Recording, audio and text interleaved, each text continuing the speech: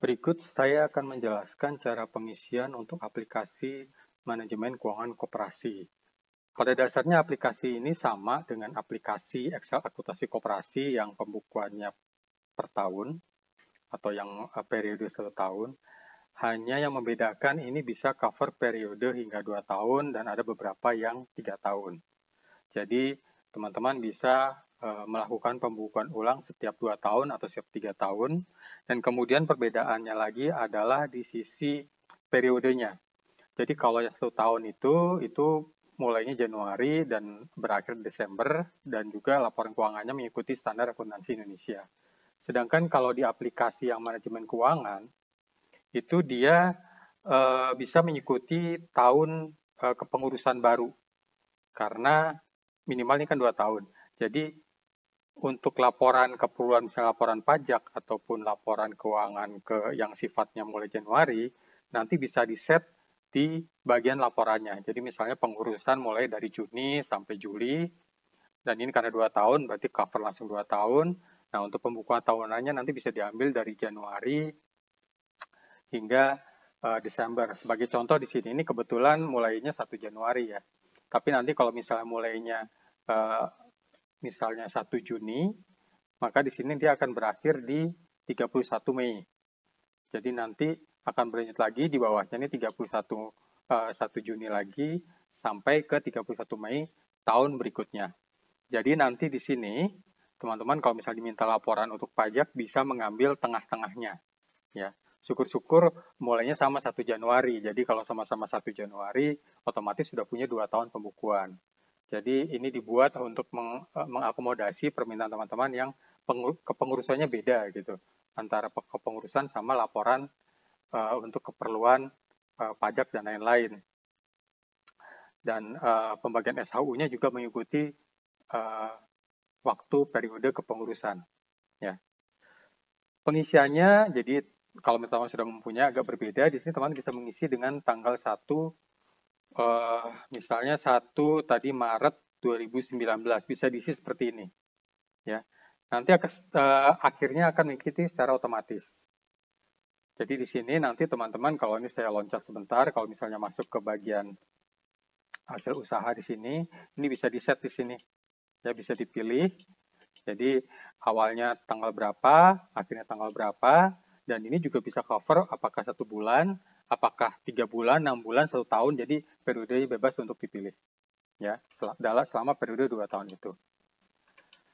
Jadi kalau teman-teman sudah mengisikan di sini, ini yang warnanya hijau muda ini tidak perlu diisi karena sudah akan menghitung secara otomatis per 12 bulan. Ya. Kemudian data usaha di sini diisi nama, kemudian alamat, kota, provinsi, dan lain-lain ya untuk keterangan koperasinya. Kemudian pengurus bisa diisi di sini, diketik saja. Nama ketua sekretaris bendahara ini untuk keperluan di laporan. Jadi kalau teman-teman melihat ke hasil usaha di bagian bawah, itu di sini disediakan format untuk kalau misalnya teman-teman mau memberikan laporan dan perlu ada tanda tangan. Jadi di sini sudah ada namanya. Ya. Jadi tinggal nanti dicetak, kemudian tanda tangan, ini sudah tidak perlu lagi mengisi nama ketua sekretaris atau bendahara. Ini laporan tanggal tanda tangannya bisa di-set sesuai tahunnya, misalnya tadi mau 29 Februari tinggal diganti di sini 29 Februari, nanti bikin laporan lagi, atau misalnya laporan bulanan tinggal diisi setiap tanggal akhir bulan ya. Tapi kalau jadi dengan mengisi di sini nanti setiap laporannya sudah otomatis mengikuti tanggal yang diisikan di sini. Jadi nggak perlu diisi lagi tanggal di setiap laporannya karena laporannya cukup banyak nih. Selain dari laporan keuangan ada juga laporan SHU dan lain-lain. Kemudian dari sisi pembagian SHU, nah ini adalah format yang lengkap ya. Lengkap itu jadi ada jasa modal ya dari simpanan, ini ada di setiap koperasi. Ini konsumsi terbagi dua di sini ya, ada jasa dan dagang. Dan di aplikasinya pun terbagi dua, ada aplikasi jasa dan ada aplikasi dagang, dan ada yang digabung, jasa dan dagang. Pengaruhnya adalah nanti teman-teman akan melihat di bagian bawah, saya loncat dulu di sini ya. Jadi di sini ada perhitungan usaha, perhitungan SHU berdasarkan jasa usaha konsumsi, jasa, dan dagang. Di sini jasanya adalah non simpan pinjam berbeda. Kalau misalnya teman-teman hanya membeli jasa saja, maka tabel ini tidak akan ada.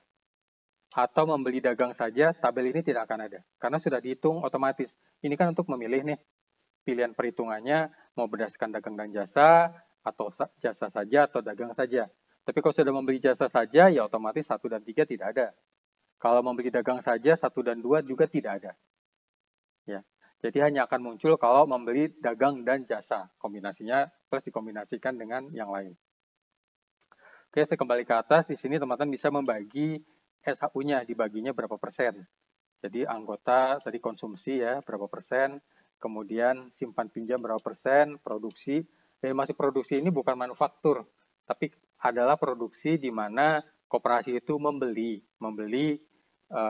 dari anggota, apakah biasanya itu hasil bumi ya, atau KUD, membeli beras atau padi, atau membeli susu sapi, atau membeli kambing. Jadi dibeli dari anggota-anggotanya untuk kemudian dijual. Dijualnya bisa ke anggota, bisa ke masyarakat. Ya. Jadi itu yang disebut produksi sini. Jadi bukan yang namanya memproduksi sesuatu untuk kemudian dimasukkan data produksi di sini, nggak seperti itu ya. Ini lebih ke perhitungan SHU-nya. Kemudian bisa diisikan data pengembangan usaha dan lain-lain. Ini dana cadangan.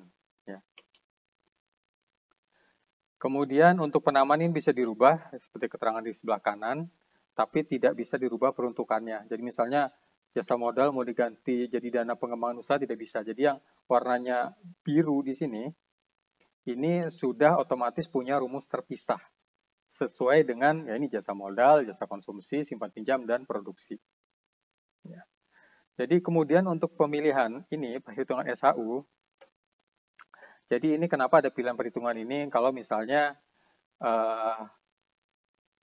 teman-teman memiliki usaha dagang dan jasa, tapi perhitungannya hanya didasarkan, misalnya mau milih nih, tidak dagang dan jasa konsumen, tapi hanya jasa saja, atau hanya dagang saja bisa dipilih di sini. Tapi umumnya kalau sudah dagang dan jasa, otomatis pilihannya langsung di V-nya di nomor 1 ini. Ya. Impact-nya kemana ya tadi perhitungan SHU. Jadi kalau dagang dan jasa, seluruh transaksi yang melibatkan anggota di jasa dan dagang akan dihitung di SHU. Tapi kalau misalnya milih jasa saja, transaksi dagang yang dilakukan anggota itu tidak akan dihitung SHU-nya di sini. Ya. Kemudian perhitungan SHU jasa usaha simpan pinjam. Ya. Jadi di sini SHU itu bisa ditentukan berdasarkan 3 kategori, bisa dipilih. Jadi berdasarkan pembayaran ini, total pinjaman angsuran pinjaman anggota, atau berdasarkan bunganya saja, atau berdasarkan pokoknya saja. Jadi SHU-nya dihitung berdasarkan perhitungan itu, jadi bisa dipilih. Umumnya sih berdasarkan biasanya total angsuran langsung. Jadi udah pokok plus bunga dihitung jadi 1, itu patokannya perhitungan SHU. Tapi kadang-kadang ada juga yang berdasarkan pokok, itu bisa dipilih 3, atau berdasarkan total bunga bisa dipilih yang nomor 2. Ya. Jadi saya hanya akan menjelaskan dari sisi pengisian data usaha koperasi. Di sini saya juga lampirkan cara pengisian untuk yang asal akuntansi koperasi. Ada videonya juga bisa dilihat kalau misalnya ada yang agak bingung di sini. Kemudian nanti misalnya di sana mungkin lebih jelas. Karena yang membedakan adalah dari sisi periodenya. Jadi hanya pengisian ini saja yang berbeda. Yang lainnya sama.